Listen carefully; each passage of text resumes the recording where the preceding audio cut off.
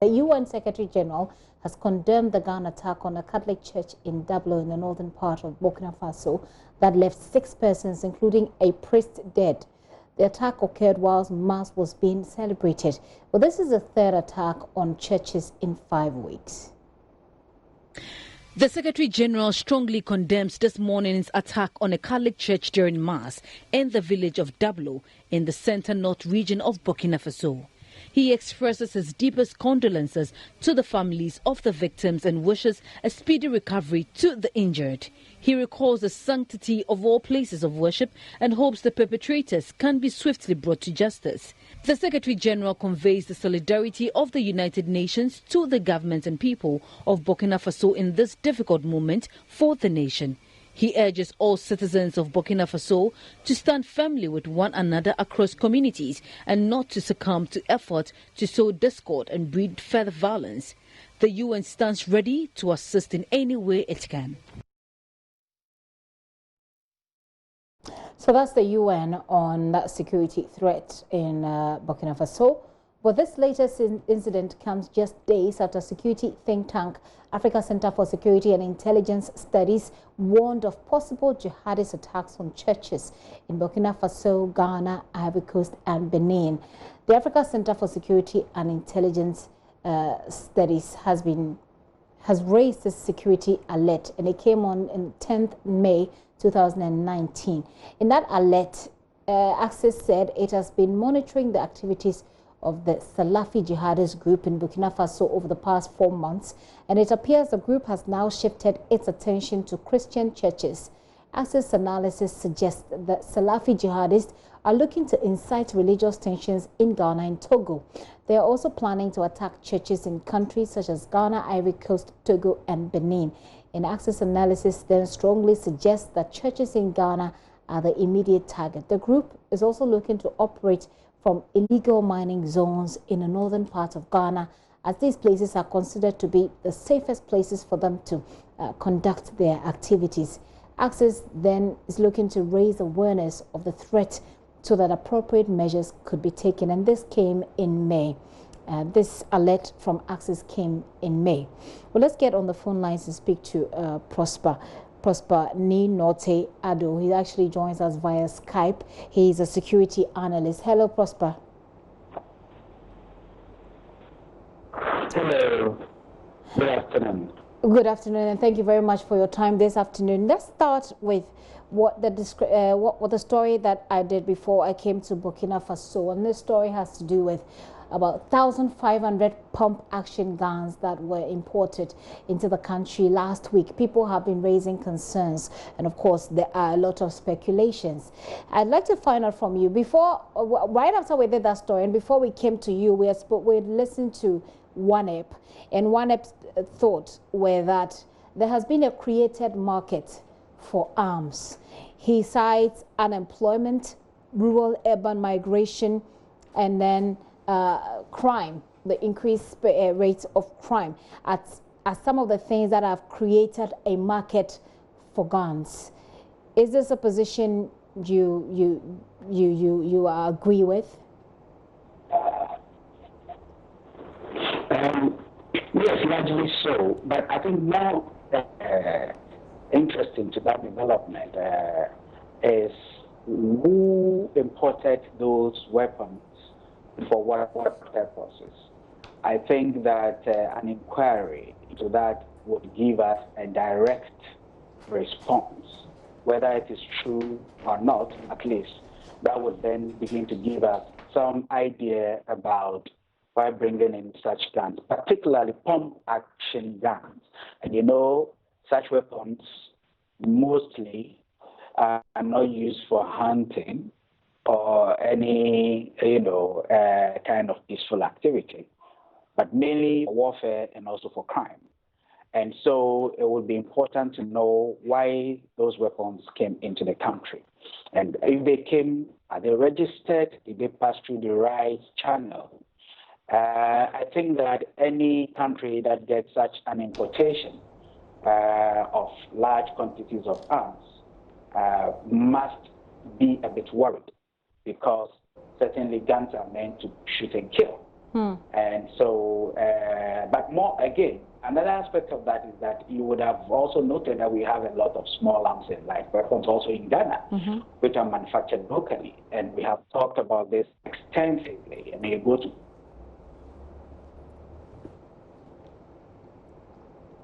Looks like we've lost Note there. We'll try and raise him back on the line. His name is Proper Ninote Ado. He's a security analyst. Now he's looking at the situation, and this is what he says, that first of all, to be able to appreciate what has happened, we need to know who reported these guns, who reported that there have been an importation of guns, which called for that halt and subsequent search by immigration officers. He's back on the line. Let's go to him. And Mr. Note, you were making a point about whether or not we know who made the report and that there has to be some inquiry into this.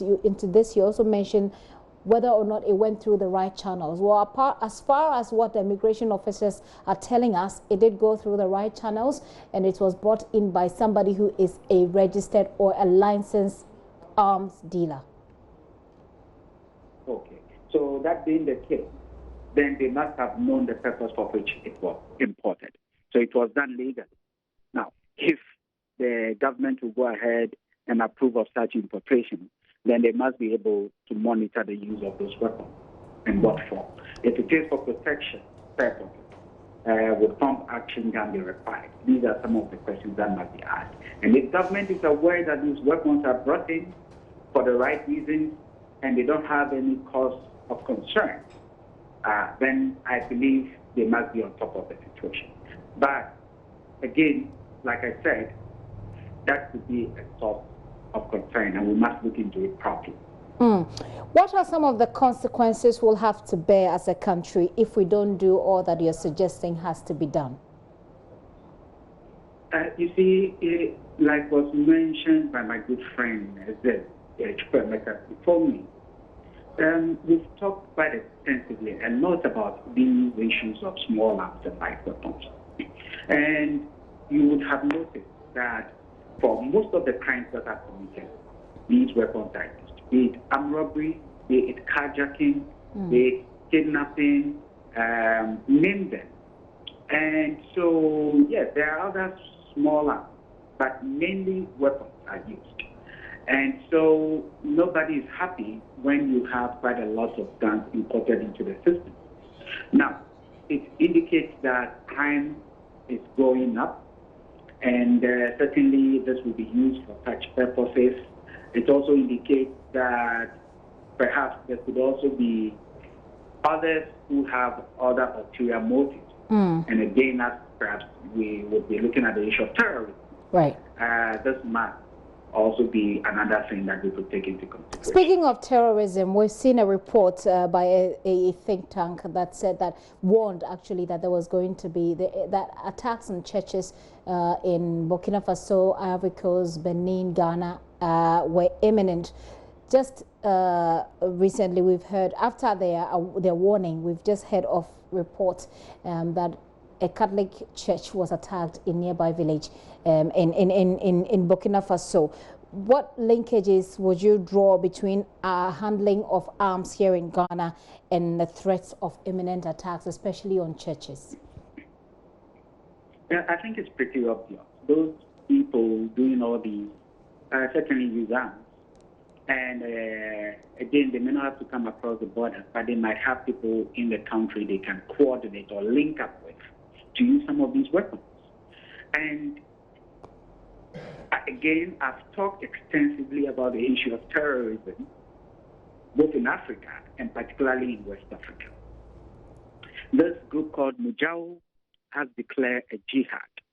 They want to be united and they want to perpetrate jihad in West Africa, a splinter group from Al-Qaeda in the Islamic Maghreb, which tried to overthrow the Algerian government and which is causing a lot of havoc in the Sahel region.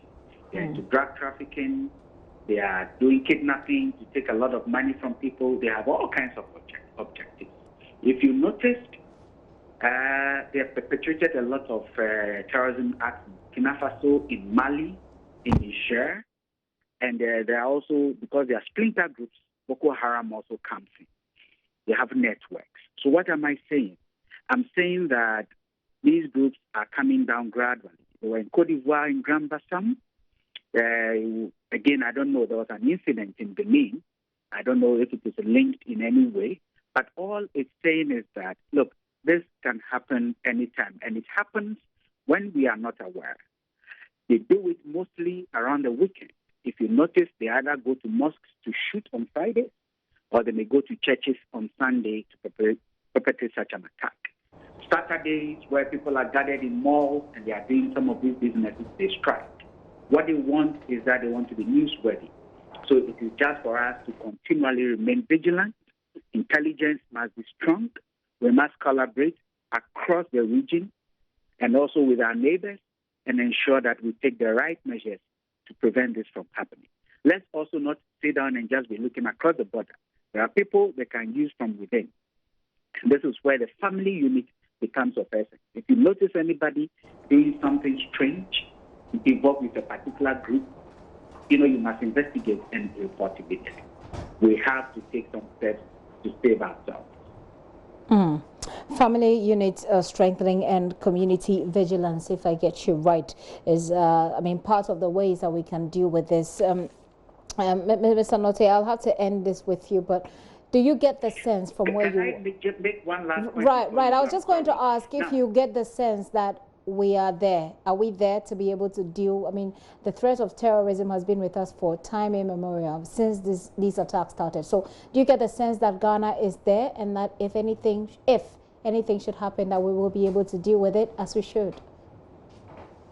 I think we have the capability. The only thing is that these things are unpredictable. And so we must help us. And I wanted to just cite this example. Please. We have the capability. But on the flip side, if you leave from Medina right now, you can take a knife, basically, and put on you, or take any explosive. Yeah. You can comfortably drive to the airport, to the Terminal 3 departure lounge, and enter there and cause any havoc you want to cause. If you doubt me, just check. People may say they have gadgets all over, watching whatever it is, but you enter the airport freely. We made this observation at a point in time. Terminal 2 or so, they brought some scanning, whatever equipment. It was there for some time, they removed it. Are we putting in the basic necessary precautions? We have the capacity to do that, but are we doing it? You think the airport is a critical place to watch? Of course, madam. Nobody has to say anything about that. Yeah. The shopping mall, the airport, where you see lots of people gathering.